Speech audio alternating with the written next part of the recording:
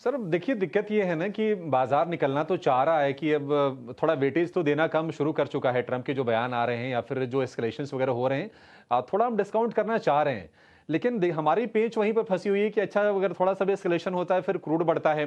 अब ये बाजार ये 300 को इसलिए क्रॉस किया है, 24-300, कि क्रूड हम पिछले 2-3 सत्र से देख रहे हैं कि 84 से $86 की रेंज में रहा है। लेकिन अगर ये मान लीजिए ऊपर निकलता है, फिर से 90 के ऊपर निकला, तो मामला फिर से मान लीजिए थोड़ा पेचीदा हो जाएगा, क्योंकि क्रूड के साथ साथ फिर वो रुपये वाला फैक्टर आएगा, रुपये वाला फैक्टर आएगा तो एफआईज वाला फैक्टर आएगा। तो ये तमाम चीजें कहीं ना कहीं इंटरमिंगल्ड हैं। और दूसरी चीज क्या है कि दोनों पक्षों की तरफ से अब ट्रंप कह रहे हैं कि नहीं, हम युद्ध इसलिए कर रहे हैं कि बातचीत करें। अब ये तो कोई तरीका तो खैर होता नहीं है सर। अब देखते हैं कि क्या होता है, क्योंकि जो उनके विदेश मंत्रालय के प्रवक्ता हैं ईरान के, इस्माइल बघाई का कल स्टेटमेंट आया कि जो हमने जून में जो अग्रीमेंट किया था, जो हमने एमओयू किया था, अब उसका कोई मतलब रह नहीं गया है। तो ईरान बातचीत करना चाह नहीं रहा है, अमेरिका उसको युद्ध करके बात कराना चाह रहा है कि किसी को 2 फट थप्पड़ मारो और कहो कि आओ हमसे बातचीत करो। तो वही वाली सिचुएशन है।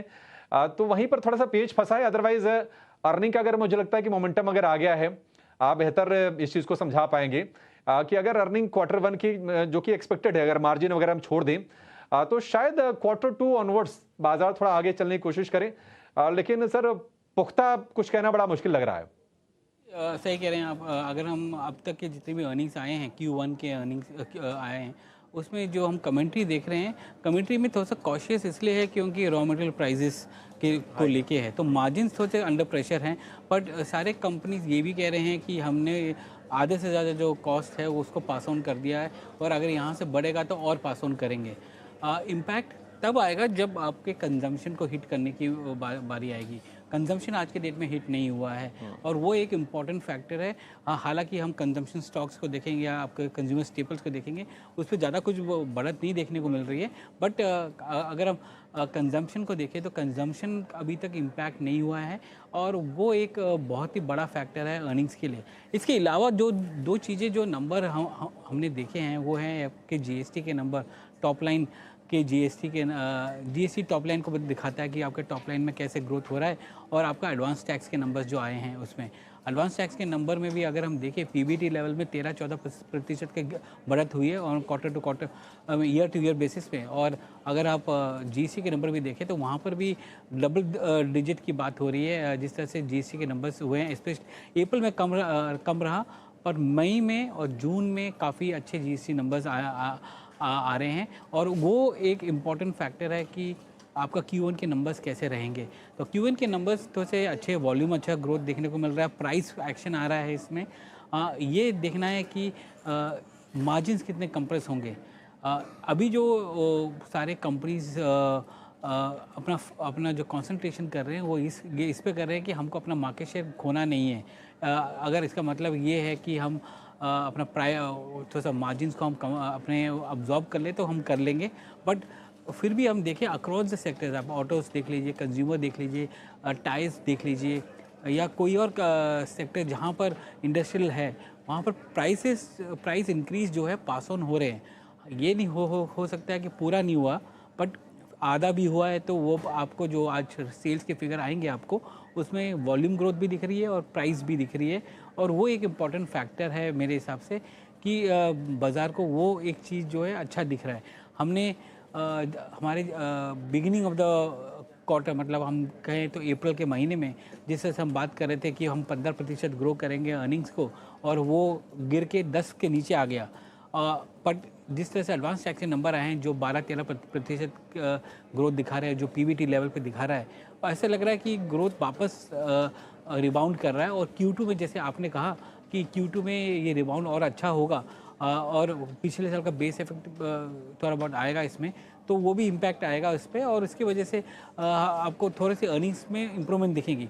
हाँ, आप ये कहेंगे कि कोरिया के मार्केट के बराबर का हमारा अर्निंग्स ग्रोथ नहीं है, वो बिल्कुल सही है, पर हम 12 से 15% का ग्रोथ भी जो है, जो हम कंसिस्टेंटली सस्टेन बेसिस पे कर रहे हैं, वो भी एक बड़ा अच्छा ग्रोथ है, और उस पर भी भारत को प्रीमियम मिलता है वैल्यूशन में।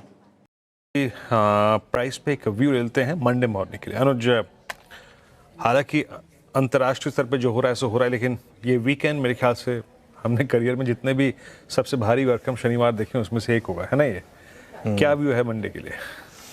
देखिए वीरू, एक थोड़ा सा अग्रेसिव कॉल रहेगी, लेकिन आई थिंक मंथ एंड की कॉल्स लेकर जाएं, क्योंकि प्राइस एक्शन सुप्रीम है। प्राइस एक्शन कह रहा है कि आपने फाइनली उस कैंडल को पूरी तरीके से एंगल्फ किया है और उसके ऊपर आप बंद हो रहे हैं, और क्लोज इंपॉर्टेंट होती है। जैसे मैं हमेशा कहता हूँ, मार्केट में एक टर्मिनोलॉजी है, professionals open the MHS open the market, professionals close it.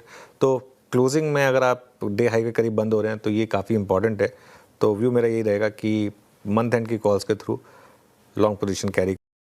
देखिए, इंडियन मार्केट में अभी जो चलता हुआ नज़र आया और आज का दिन जैसा बाज़ार के लिए जाता हुआ नज़र आया, काफ़ी शानदार था। निफ्टी में करीब 1% की तेज़ी, बैंक निफ्टी में करीब 2% से थोड़ा नीचे, मतलब 1.60% की तेज़ी आप देख सकते हैं, करीब 1000 पॉइंट की तेज़ी, और सेंसेक्स में भी 1000 पॉइंट की तेज़ी आप मान सकते हैं। तो इंडियन मार्केट की तरफ से जैसी चीज़ें आज देखने को मिली हैं, काफ़ी शानदार रिकवरी आज भारतीय बाज़ारों की तरफ से थी। एक चीज़ आप अनुमान लगा सकते हैं, जैसा कि मैं आपको यहाँ पे दिखा भी सकता हूँ, और यहाँ पे आप देख भी सकते हैं कि अदर कंट्रीज़ के हाल कैसे हैं। ताइवान, जहाँ पे इंडेक्स में 6% तक की गिरावट, जो संघाई का जो है वहाँ पे करीब 2.73% की गिरावट। तो इससे आपको अनुमान लग रहा होगा कि वर्ल्ड के जो मार्केट है वो अब किस प्रकार से चल रहे हैं। जैसा कि आप देख सकते होंगे कि पहले जब ऐसी न्यूज़ें आती थी, नेगेटिव न्यूज़ें आती थी, तो उसका असर इंडियन मार्केट पे काफ़ी नेगेटिव पड़ता था। मतलब जो अदर कंट्रीज़ हैं उनके मार्केट में तेज़ी होती थी, लेकिन इंडियन मार्केट में गिरावट देखने को मिलती थी। लेकिन अब ऐसा नहीं है। ऐसी कोई न्यूज़ें, छोटी मोटी न्यूज़ों का इंडियन मार्केट पे ज़रा भी इम्पैक्ट नहीं पड़ रहा है, जबकि थोड़ी सी भी पॉजिटिव खबर से इंडियन मार्केट में बड़ी तेज़ी देखने को मिलती है, और उसका सैंपल आज आपने देख लिया।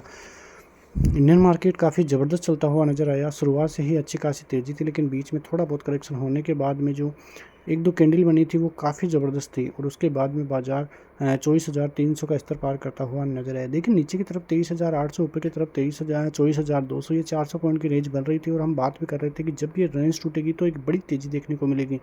आज वैसा ही देखने को मिला है। 24,200 के ऊपर बाजार जाके टिका, 250 का स्तर तोड़ा, 300 से थोड़ा करेक्शन देखने को मिला, और फिर बाजार जाते जाते 300 के ऊपर की क्लोजिंग भी जो है दिखाता हुआ नज़र आया है। तो आगे के सेंटिमेंट अब पॉजिटिव ही बनते हुए अब दिखाई दे रहे हैं। देखिए, आने वाली दिनों की लेवल्स की बात करूं, मतलब मंडे का मार्केट काफ़ी इंपॉर्टेंट रहेगा, और वहां पे आप देखो तो 24,380 का लेवल यदि ऊपर की तरफ टूटता है तो आपको 450 और 24,500 का फिर रेजिस्टेंस जोन आपको दिखाई दे सकता है।